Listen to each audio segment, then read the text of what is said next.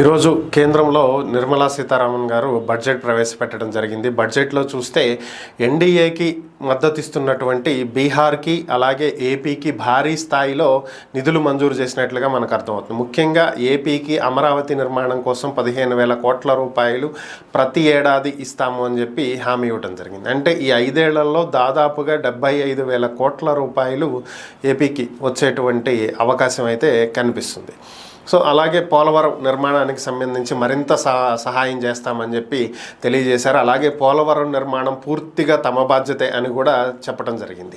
దీంతో పాటుగా ఏపీకి బుందేల్ఖండ్ తరహాలో ప్రత్యేకమైనటువంటి ప్యాకేజీని ఇస్తామని, వెనుకబడినటువంటి ఉత్తరాంధ్ర, రాయలసీమలోని జిల్లాలు, ప్రకాశం జిల్లా ఇలాంటి వాటిని అభివృద్ధి చేయడానికి ప్రత్యేకమైనటువంటి నిధులు కేటాయిస్తామని, అలాగే రాష్ట్రంలో రహదారుల అభివృద్ధి కోసం 26,000 కోట్లు కేటాయించినట్లుగా కేంద్రం తెలియజేయడం జరిగింది.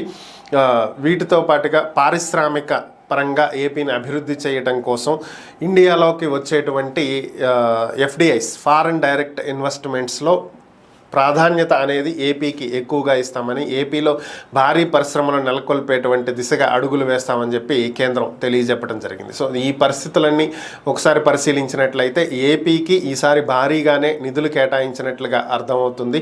పోలవరానికి ఎంత ఇస్తారు ఏంటి అనేది చెప్పనప్పటికీ కూడా పోలవరం నిర్మాణ బాధ్యతలు తమవే అని చెప్పి కేంద్రం మరొకసారి స్పష్టం చేయడంతో పూర్తి స్థాయిలో కేంద్రం నిధులు విడుదల చేస్తుందని చెప్పి అయితే అందరూ ఆశిస్తున్నారు. వీటితో పాటుగా విభజన చట్టంలో ఉన్నటువంటి ఏపీ పునర్వ్యవస్థీకరణ బిల్లులో ఉన్నటువంటి ప్రతి అంశాన్ని అమలు చేసేటువంటి బాధ్యత తమదే అని చెప్పి కేంద్రం బాధ్యత వహించడంతో ఏపీకి ఈసారి భారీగా న్యాయం జరుగుతుందని అయితే అందరూ భావిస్తున్నటువంటి పరిస్థితి. నిన్న ఏపీ అసెంబ్లీ సమావేశాలు ప్రారంభమైన విషయం అందరికీ తెలిసిందే. నిన్న గవర్నర్ ప్రసంగం ముగిసింది. ఈరోజు గవర్నర్ ప్రసంగానికి ధన్యవాదాలు తెలిపేటువంటి తీర్మానం ఈరోజు పెడుతున్నారు. అయితే నిన్న గవర్నర్ ప్రసంగం అనంతరం సభ వాయిదా పడింది. ఆ తర్వాత ఒక ఆసక్తికరమైనటువంటి సన్నివేశం చోటు చేసుకుంది. ఏంటి అంటే లోకేష్తో కలిసి కొంతమంది 3 పార్టీలకు చెందినటువంటి ఎమ్మెల్యేలు లోకేష్ ఛాంబర్లో కలవటం జరిగింది. లోకేష్ వారిని టీ తాగటానికి తన ఛాంబర్కి ఇన్వైట్ చేయడం జరిగింది. సో ఓవరాల్గా అందరూ ఒకచోట సమావేశం అయ్యి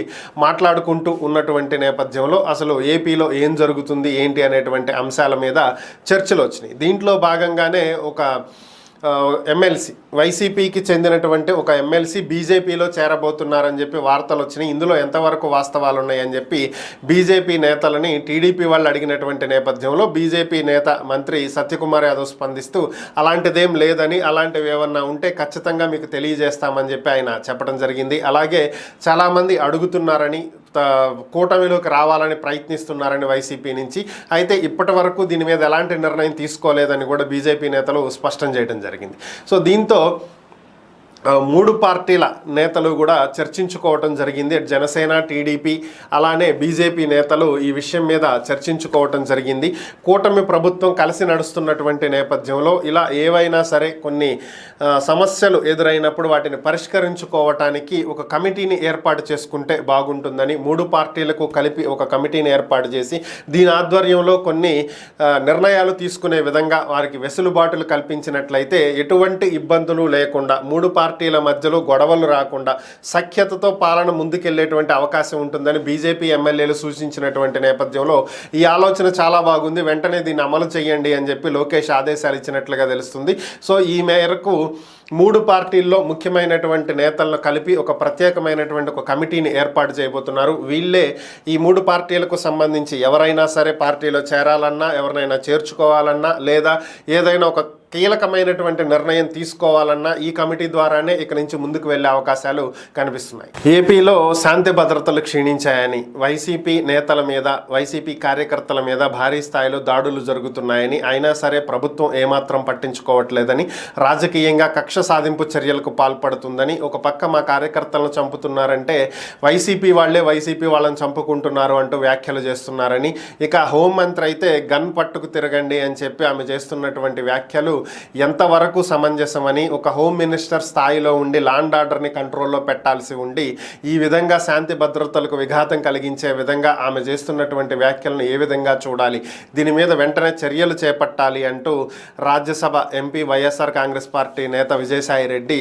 వ్యాఖ్యానించడం జరిగింది. టీడీపీ ఎమ్మెల్యే పులివర్తి నాని ఈయన గురించి అందరికీ తెలిసిందే. అయితే ఎన్నికల అనంతరం ఫలితాలకు ముందు ఎస్కే యూనివర్సిటీలో ఆయన వెళ్తున్నటువంటి నేపథ్యంలో ఆయన మీద దాడి జరిగిందని, హత్యాయత్నం జరిగిందని అప్పట్లో ఒక కేసు నమోదవటం, దీనికి సంబంధించే 13 మందిని అప్పుడు అరెస్టు చేసి కోర్టు ముందు హాజరుపరచడం, తర్వాత వాళ్ళకి రిమాండ్ వేయటం కూడా జరిగింది. ఆ తర్వాత మరికొంతమందిని అరెస్టు చేశారు. ఓవరాల్గా ఈ కేసులో 34 మందిని పోలీసులు అరెస్టు చేసి కోర్టు ముందు ఉంచడం జరిగింది.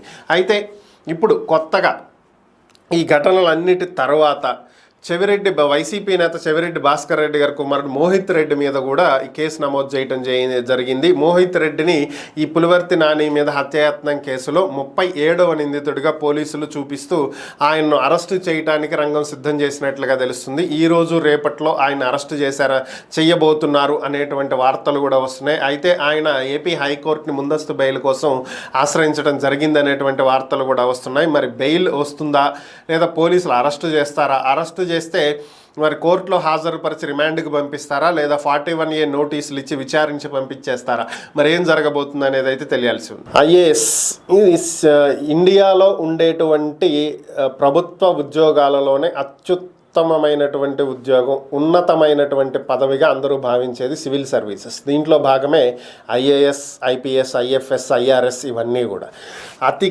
క్లిష్టమైనటువంటి పరీక్షలు రాసి ట్రైనింగ్ తీసుకుని ఐఏఎస్లుగా, ఐఎఫ్ఎస్లుగా, ఐపీఎస్లుగా, ఐఆర్ఎస్లుగా చాలామంది ఇండియాలో వివిధ రాష్ట్రాలలో కూడా సేవలు అందిస్తూ ఉంటారు. అలాగే వివిధ దేశాలలో కూడా భారత రాయబారులుగా వాళ్ళ సేవలు అందిస్తూ ఉంటారు. అయితే ఇప్పుడు ఒక ఐఏఎస్ చేసినటువంటి ఒక పని ఒక తీవ్రమైనటువంటి వ్యతిరేకతకు గురవుతున్నటువంటి పరిస్థితి, తీవ్రమైనటువంటి ఆందోళన కలిగిస్తున్నటువంటి పరిస్థితి. విషయం ఏంటి అంటే ఇటీవల కాలంలో చాలా వరకు మీరు సోషల్ మీడియాలో కూడా వినే ఉంటారు, మీడియాలో కూడా వినే ఉంటారు. ప్రొబిషనరీ పీరియడ్లో ఉన్నటువంటి ఒక ఐఏఎస్ ఆఫీసర్ పూజా ఖేద్కర్, ఈమె గురించి చాలా వరకు మీరు వినే ఉంటారు. వివాదాస్పదమైనటువంటి పనులు చేస్తూ వివాదాల్లో ఎప్పుడు ఉండేటువంటి వ్యక్తి. సో అయితే ఈమె ట్రైనింగ్ ఐఏఎస్, ఈమెను ప్రస్తుతం ఐఏఎస్ అకాడమీ ప్రస్తుతం పక్కన పెట్టింది, సస్పెండ్ చేసింది.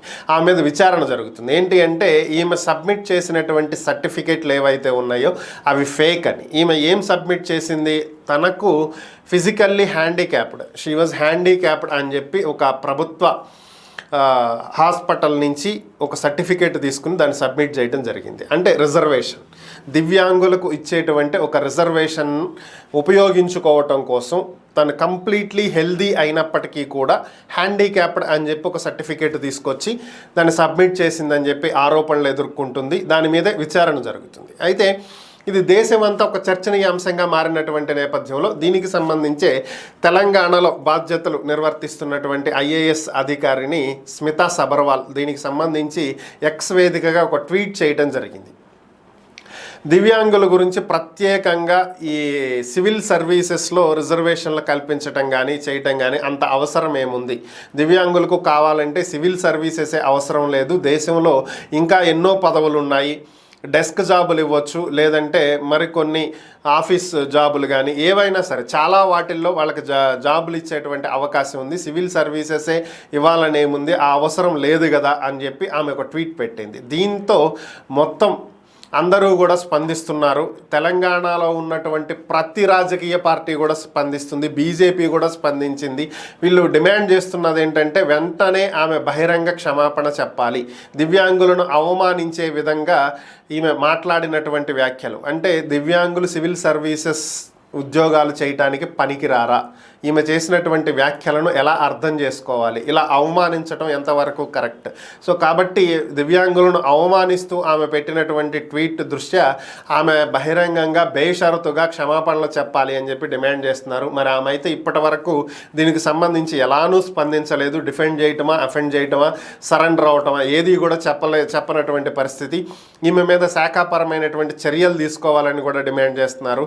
మరి కేంద్ర ప్రభుత్వం ఏం చర్యలు తీసుకుంటుంది ఉంటుందనేది చూడాల్సి ఉంది. నేత జగన్మోహన్ రెడ్డి ఏపీ హైకోర్టులో పిటిషన్ వేయడం జరిగింది. ఈ పిటిషన్ సారాంశం ఏంటి అంటే ఆయన 11 సీట్లు గెలవటం జరిగింది ఈ అసెంబ్లీ ఎన్నికల్లో. ఆయనకు ప్రతిపక్ష హోదా ఇవ్వాలి అని చెప్పి ఆయన అసెంబ్లీ స్పీకర్ అయ్యన్న పాత్రుడికి ఒక లేఖ రాయటం కూడా జరిగింది. అయితే ఇప్పటి వరకు దీని మీద అయ్యన్న పాత్రుడు ఏ విధమైనటువంటి స్పందన ఇవ్వలేదు. ప్రతిపక్ష హోదా ఇస్తామని కానీ ఇవ్వమని కానీ ఏమీ చెప్పనటువంటి నేపథ్యంలో జగన్మోహన్ రెడ్డి దీనికి సంబంధించి ఏపీ హైకోర్టులో పిటిషన్ వేయటం జరిగింది. అయితే ఈ పిటిషన్లో తనను ప్రతిపక్ష నేతగా గుర్తించాలని, ఏపీలో అపోజిషన్లో ఉన్నది ఒకే ఒక్క పార్టీ అయినటువంటి నేపథ్యంలో ఆ పార్టీనే ప్రతిపక్ష పార్టీగా గుర్తించాలని, కాబట్టి తన పార్టీని ప్రతిపక్ష పార్టీగా గుర్తించి తనను ప్రతిపక్ష నేతగా గుర్తించాలి అని చెప్పి స్పీకర్కు ఆదేశాలు ఇవ్వండి అని చెప్పి ఏపీ హైకోర్టులో పిటిషన్ దాఖలు చేయడం జరిగింది. మరి దీన్ని కోర్టు ఏ విధంగా విచారిస్తుంది అనేది చూడాలి.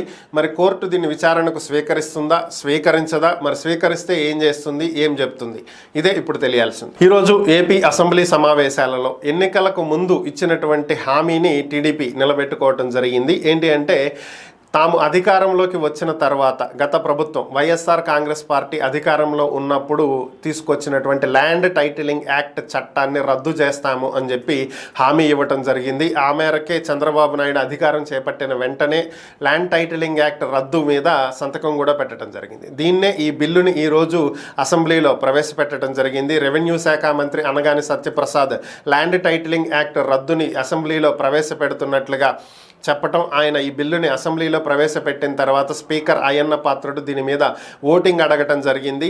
ఎవరైతే ఈ చట్టాన్ని రద్దు చేయడానికి అంగీకరిస్తున్నారో వాళ్ళు అవును అని చెప్పి చేతులు ఎత్తాలని, ఎవరైతే ఈ చట్టాన్ని రద్దు చేయడానికి అంగీకరించట్లేదో వాళ్ళు కాదు అని చెప్పి చేతులు ఎత్తాలి అని చెప్పి ఆయన కోరటం జరిగింది. ఈ మేరకు అత్యధిక మెజారిటీతో ఈ చట్టాన్ని రద్దు చేయటం జరిగింది. తర్వాత సభా వ్యవహారాల మంత్రి పయ్యావుల కేశవ్ మాట్లాడుతూ మొట్టమొదటిసారిగా సభలో ఒక బిల్లుని ప్రవేశపెట్టి దాన్ని ఆమోదించటం, సభను పూర్తిగా తెలుగులోనే ఒక్క ఇంగ్లీష్ పదం కూడా ఉపయోగించకుండా తెలుగులోనే నడిపించినందుకు ధన్యవాదాలు అని చెప్పి అయ్యన్న పాత్రుడిని ధన్యవాదాలు తెలియజేయడం జరిగింది. ఇటీవల జరిగినటువంటి ఏపీ ఎన్నికలలో మెగా ఫ్యామిలీకి చెందినటువంటి అల్లు అర్జున్ ఒక వైసీపీ ఎమ్మెల్యే అభ్యర్థికి సపోర్ట్ చేసిన విషయం అందరికీ తెలిసిందే. అయితే దీనికి సంబంధించి అప్పటి నుంచి మెగా ఫ్యామిలీ ఫ్యాన్స్ రెండుగా విడిపోయినట్లుగా కనిపిస్తుంది. ఇటు పవన్ కళ్యాణ్, చిరంజీవి, రామ్ చరణ్ ఫ్యాన్స్ అంతా కూడా అల్లు అర్జున్కి సంబంధించినటువంటి వేటినైనా సరే సోషల్ మీడియాలో ట్రోల్ చేస్తూ ఉన్నటువంటి పరిస్థితి. అయితే దీనికి సంబంధించే ఈరోజు హాస్య నటుడు మెగా ఫ్యామిలీకి సన్నిహితుడైనటువంటి హైపర్ ఆది స్పందించడం జరిగింది. ఆయన ఒక ఆడియో రిలీజ్ ఫంక్షన్ వేదికలో మాట్లాడుతూ మెగా ఫ్యామిలీ అంతా కూడా ఒకటేనని, అల్లు అర్జున్ వేరు, మెగా ఫ్యామిలీ వేరు కాదని, వాళ్ళంతా ఒకటేనని, రాజకీయ పరంగా ఒక వ్యక్తికి సపోర్ట్ చేసినంత మాత్రాన వాళ్ళు వేరు కాదని, కాబట్టి ఫ్యాన్స్ ఎవరు కూడా ఈ విధంగా ట్రోల్ చేయటం కానీ ఇబ్బంది పెట్టడం కానీ చేయకూడదని, అల్లు అర్జున్ ఈ ఫ్యామిలీలో భాగమేనని, అల్లు ఫ్యామిలీ వేరు, మెగా ఫ్యామిలీ వేరు కాదని, ఇద్దరు ఒకటే అయినటువంటి నేపథ్యంలో ఇక నుంచి అందరూ కూడా కలుపుకొని పోయేటువంటి ధోరణిలో వ్యవహరించాలి తప్ప ఈ విధంగా ట్రోల్ చేయటం, టార్గెట్ చేయటం చెయ్యకూడదు అని చెప్పి ఆయన వ్యాఖ్యానించడం జరిగింది. మరి దీన్ని ఎంతవరకు మెగా ఫ్యాన్స్ పాటిస్తారనేది చూడాలి. ఈరోజు కేంద్రంలో బడ్జెట్ ప్రవేశపెట్టడం జరిగింది. అయితే బడ్జెట్ సందర్భంగా ఆర్థిక మంత్రి నిర్మలా సీతారామన్ ఏపీకి అలానే బీహార్కి ఇచ్చినటువంటి నిధులు ఒకసారి పరిశీలించినట్లయితే ఏపీలో అమరావతి నిర్మాణానికి 15,000 కోట్ల రూపాయలు, అలానే అటు బీహార్కి 26,000 కోట్ల రూపాయల నిధులను కేటాయించడం జరిగింది. అలానే బీహార్ అభివృద్ధి కోసం ప్రత్యేక ప్యాకేజ్ ఇస్తామని చెప్పారు. అలానే ఏపీ అభివృద్ధికి కూడా ప్రత్యేకంగా సహాయం చేస్తామని కూడా చెప్పడం జరిగింది. దీనికి సంబంధించే తెలంగాణలో ఉన్నటువంటి రాజకీయ పక్షాలు స్పందించడం జరుగుతుంది. బీఆర్ఎస్ నేతలు మాట్లాడుతున్నారు. బీఆర్ఎస్ నేత వినోద్ కుమార్ మాట్లాడుతూ ఎన్డీఏకి మద్దతు ఇచ్చినటువంటి కారణంగా ఈ రెండు రాష్ట్రాలకి భారీగా నిధులు ఇచ్చినట్లుగా కనిపిస్తుంది. అది తప్ప బడ్జెట్లో ఇంకేం కనిపించట్లేదు. తెలంగాణకు ఎక్కడా కూడా నిధులు కేటాయించలేదు. ఈవెన్ విభజన చట్టం ఆంధ్రప్రదేశ్ పునర్వ్యవస్థీకరణ చట్టంలో ఉన్నటువంటి వాటిని అమలు చేస్తాము అని అయితే చెప్పారు. ఇందుకు సంతోషమే. అయితే ఈ చట్టంలో తెలంగాణకు సంబంధించినటువంటివి కూడా ఉన్నాయి. వాటి గురించి ఎక్కడా కూడా ప్రస్తావించలేదు. ఇక హైదరాబాద్, బెంగళూరు కారిడార్ గురించి ప్రస్తావించారు. హైదరాబాద్ టు బెంగళూరు కారిడార్లో తెలంగాణ కింద వచ్చేది కేవలం 150 కిలోమీటర్లు మాత్రమే, మిగతాదంతా కూడా ఆంధ్రప్రదేశ్లోనే ఉంటుంది. మరి అలానే హైదరాబాద్ టు ముంబై కారిడార్ని డెవలప్ చేసినట్లయితే ఎక్కువ భాగం తెలంగాణకు లబ్ధి చేకూరేటువంటి అవకాశం ఉంటుంది. వీటిని వదిలేసి అటు వైజాగ్ టు చెన్నై కారిడార్ని, లేదంటే ఇటు హైదరాబాద్ టు బెంగళూరు కారిడార్ని, ఇలాంటి వాటిని డెవలప్ చేయటం వల్ల ఏపీకి మేలు చేకూర్చే విధంగా కేంద్రం వ్యవహరిస్తుంది. ఆ 2 రాష్ట్రాలు తప్ప ఇక దేశంలో రాష్ట్రాలు లేవా, తెలంగాణకు కేంద్రం ఏమి ఇవ్వదా అని చెప్పి ఆయన ప్రశ్నించడం జరిగింది. బీహార్కి ప్రత్యేక హోదా కావాలని చెప్పి ఆ రాష్ట్ర ప్రభుత్వం అసెంబ్లీలో బిల్లు పెట్టడం, ఓవరాల్గా దీనికి సంబంధించి అన్ని రాజకీయ పక్షాలు మద్దతు ఇవ్వటం, దీన్ని కేంద్రానికి పంపించడం జరిగింది ఒక తీర్మానం చేసి. అయితే ఇక్కడ మ్యాటర్ ఏంటంటే కేంద్ర ప్రభుత్వం మాత్రం ప్రత్యేక హోదా ఇవ్వటం కుదరదు అని చెప్పి తేల్చి చెప్పేయడం జరిగింది. దాని స్థానంలో ప్యాకేజ్ ఇస్తామని చెప్పింది. ఈరోజు బడ్జెట్ ప్రవేశపెట్టినటువంటి నేపథ్యంలో బీహార్ ముఖ్యమంత్రిని మీడియా కొన్ని ప్రశ్నలు అడగటం జరిగింది. మీరు ప్రత్యేక హోదా తీర్మానాన్ని కేంద్రం ముందు ఉంచడం జరిగింది, మరి కేంద్రం ప్రత్యేక హోదా ఇవ్వటానికి సుముఖత చూపించట్లేదు, మరి దీన్ని మీరు ఎలా చూస్తారు అంటే, ప్రత్యేక హోదా అనేది బీహార్ ఈరోజు అడగట్లేదని, 2000 సంవత్సరం నుంచి అడుగుతూనే ఉందని, ఇప్పటికి 24 ఏళ్ల నుంచి ప్రత్యేక హోదా అడుగుతున్నామని, భవిష్యత్తులో కూడా అడుగుతామని. అయితే తాము బిల్లు పెట్టినప్పుడు ఒక ప్రతిపాదనలు పెట్టినప్పుడు ప్రత్యేక హోదాతో పాటుగా ప్రత్యేక హోదా ఇవ్వలేని పక్షంలో ఒక ప్రత్యేక ప్యాకేజ్ ఇచ్చైనా బీహార్ని ఆదుకోవాలని కోరామని, ప్యాకేజ్ ఇవ్వటానికి సిద్ధం అని చెప్పి కేంద్రం చెప్పినటువంటి నేపథ్యంలో ఒక ప్రత్యేక ఆర్థిక ప్యాకేజ్ వస్తే బీహార్ని అభివృద్ధి చేయడానికి అవకాశం దొరుకుతుందని, 26,000 కోట్లు కేటాయించడం అనేది చాలా ఆశాజనకంగా ఉన్నటువంటిదని, బడ్జెట్ చాలా సంతృప్తికరంగా ఉందని చెప్పి ముఖ్యమంత్రి స్పందించడం జరిగింది.